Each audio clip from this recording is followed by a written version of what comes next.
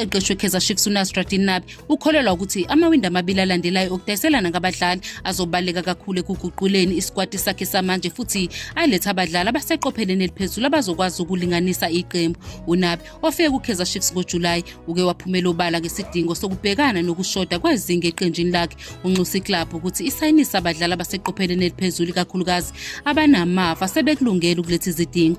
uNabi uthi iwindi lokudayiselana ngabadlali laphakathi nesizini kanye newindi elikhulu lokuhwebelana ngabadlali ngoJuni lizobaluleka ekuletheni abadlali abanamava nasebekulungele ngamaqhinga ukumelana nezinga elidingekayo kuKaizer Chiefs. Amakhosi abexekwa kakhulu ngabalandeli ngokungasayinisi abadlali abasezingeni eliphezulu, kanti uNasruddin Nabi uyavuma ukuthi kuzomthatha amawindi amathathu okungenani ukwenza iqembu liqhudelane. Yize isizini iqale kabi, uNabi uthi ubona inqubekela phambili futhi ukholelwa ukuthi iqembu lihamba ngendlela. Akakhathazwa ngabamgxekayo futhi wesekwa ngokugcwele yibhodi nabaphathi beqembu. uNabi uzibophezele ekubuyiseni udumo eqenjini nakuba sekuphele iminyaka engu-10 iKaizer Chiefs yagcina ukunqoba indondo yesiliva.